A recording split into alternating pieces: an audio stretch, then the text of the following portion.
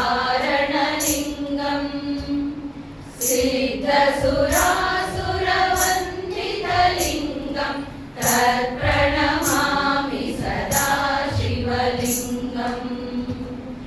कनकमहामणिभूषितलिङ्गं फणिपतिवेष्टितशोभितलिङ्गम्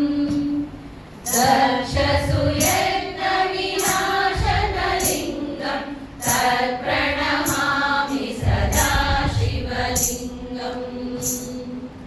कुङ्कुमचन्दनलेपितलिङ्गं पङ्कजहारसुशोभितलिङ्गम्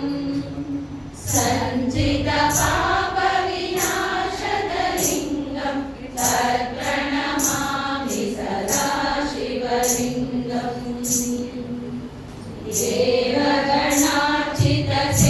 देवगणार्चितसेवितलिङ्गं भावैर्भक्तिभिरेव च लिङ्गम् दिनकरकोटिप्रभाकरलिङ्गं तत्प्रणमामि सदा शिवलिङ्गम्